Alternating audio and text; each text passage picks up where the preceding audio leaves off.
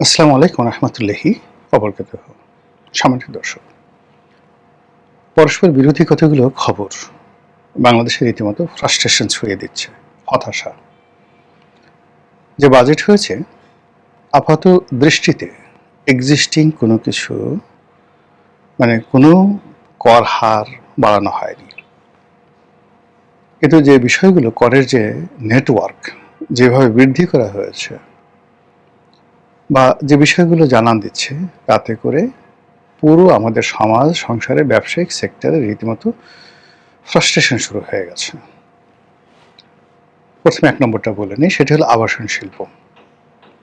অর্থাৎ এই সরকার যেভাবে নিজেদের জমি কোনো ডেভেলপার কোম্পানিকে ডেভেলপ করতে দিয়ে যে সাইনিং মানি পাচ্ছে, তার সঙ্গে সঙ্গে যেভাবে ফ্ল্যাটগুলো পাচ্ছে, এই ফ্ল্যাটের উপর ট্যাক্স, সাইনিং মাইনের উপর তো আগেই ট্যাক্স ছিল, এটা নিয়ে যা কিছু করছে এটা পুরো আবাসন শিল্পকে রীতিমতো অস্থিরতার মধ্যে ফেলে দিয়েছে। এখন আমাদের এই যে ঢাকা শহরে প্রায় 40,000 ফ্ল্যাট অবিকৃত অবস্থা পড়ে আছে, আর এই 40,000 ফ্ল্যাটের এগেনস্টে অলমোস্ট ধরুন 50% ব্যাংক লায়াবিলিটিস আছে। ধরুন আমার 10 কাঠা জমি আছে, এখন সেই জমিটি আমি আপনাকে দিলাম, তা আপনি কি করবেন? সেই জমিটি আপনার অংশটিকে বন্ধক রেখে ব্যাংক থেকে আপনি লোন নেবেন। লোন নিয়ে আপনি কনস্ট্রাকশন করেছেন, কনস্ট্রাকশন শেষ করেছেন, মালিককে ফ্ল্যাট বুঝিয়ে দিয়েছেন, কিন্তু আপনার ফ্ল্যাটগুলো বিক্রি করতে পারছেন না। আবার 90% বা 80% হয়ে বহু ফ্ল্যাটগুলো পড়ে আছে। এ কারণ হলো যে আপনি ক্রেতা না পাওয়ার কারণে আপনি ব্যাংক থেকে লোন নিয়েছেন 50%, বাকি 50%-এর মধ্যে আপনি 40% ধরুন আপনি বিক্রি করবেন, আর 10% আপনি লাভ করবেন। এখন ব্যাংকের টাকা দিয়ে আপনি কাজ শুরু করে দিয়েছেন, কিন্তু আপনি বিক্রি বাট্টা করতে পারছেন না, মাঝপথে কাজ থেমে আছে। মালিক, শ্রমিক, আপনি নিজে, ব্যাংক, সবার মধ্যে হতাশা। এবং এই হতাশার পরিমাণ এই মুহূর্তে 40,000 ফ্ল্যাট।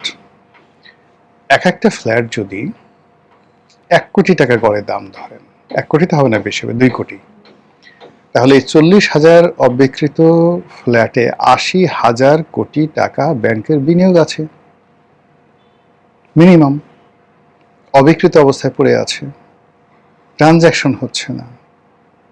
প্রত্যেকটা মানুষ এখানে রুগ্ন হয়ে পড়েছে।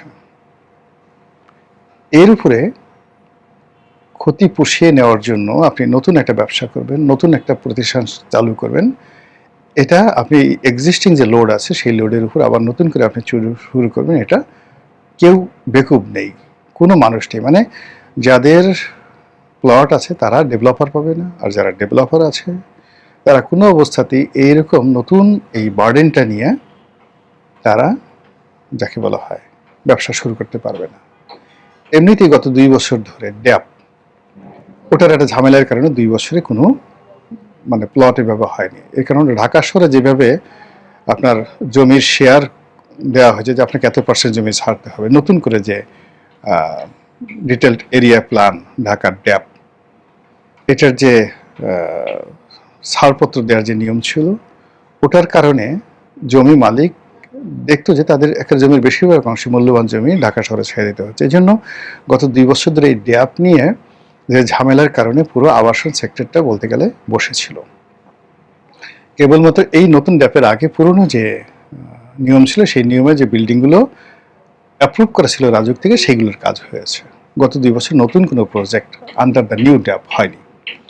এখন এই 2 বছর পরে যে ড্যাপ প্রণয়ন করা হয়েছে এটা মোটামুটি সহনশীল, কিন্তু এই 2 বছর পরে তারা যে শুরু করবে, যখনই শুরু করবে তখনই এই নতুন করে ফ্ল্যাটের উপর 15% যে আয়কর, এই আয়করে যে খড়ক, এটা পুরো সেক্টরটিকে আবার একেবারে পুরো বন্ধ করে দিল। সরকার হয়তো সিদ্ধান্ত নেবে 6 মাস পরে, হয়তো আগামী 1 বছর পরে সিদ্ধান্ত নেবে না, এখানে উইথড্র করা হলো, কিন্তু এর মধ্যে 12টা বেজে যাবে, পুরো সেক্টরটার 12টা বেজে যাবে।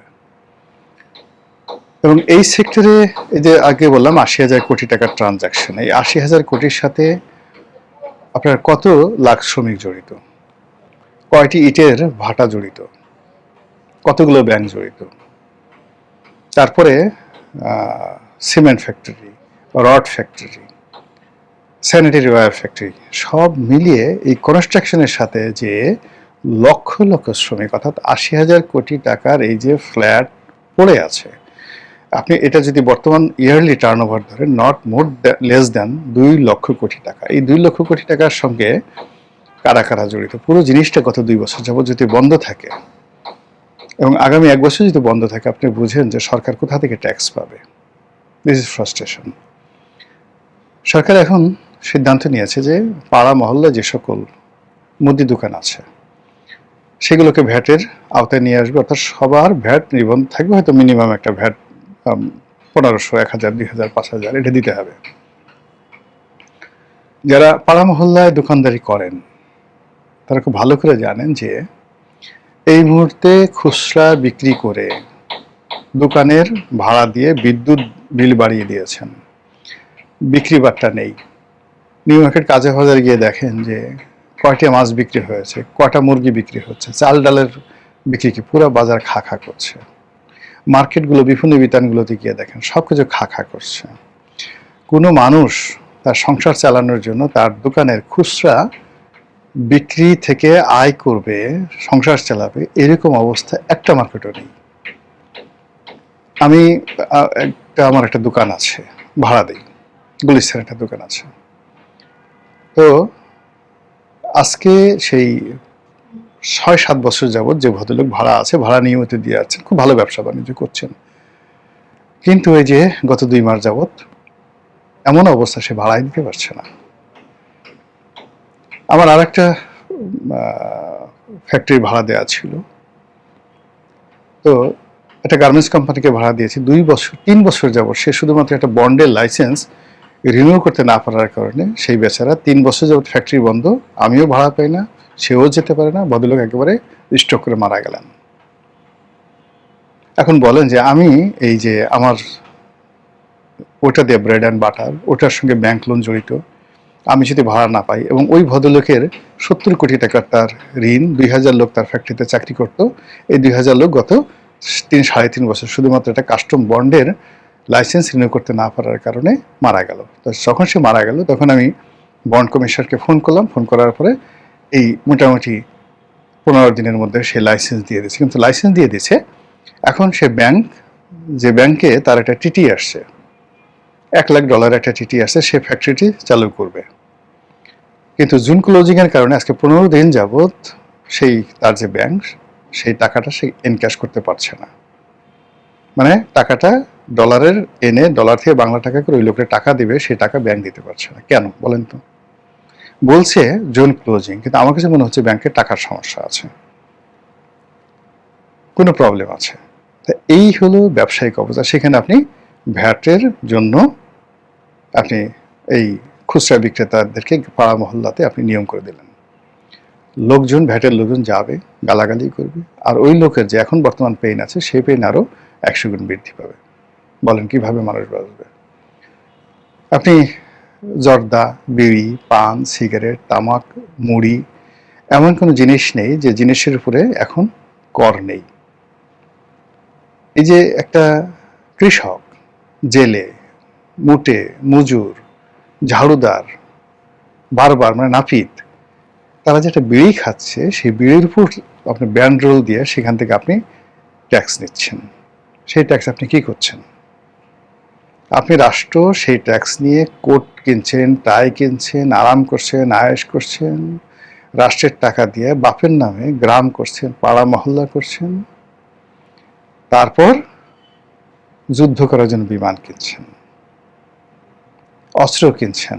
আমেরিকা থেকে আপনার গোলাবারুদ কিনতে হবে, আমেরিকা থেকে আপনার অস্ত্র কিনতে হবে, বার্গার কিনতে হবে, গরুর মাংস কিনতে হবে, ব্রাজিল থেকে না কিনে আমেরিকা থেকে গরুর মাংস কিনতে হবে, ইত্যাদি অনেক কিছু।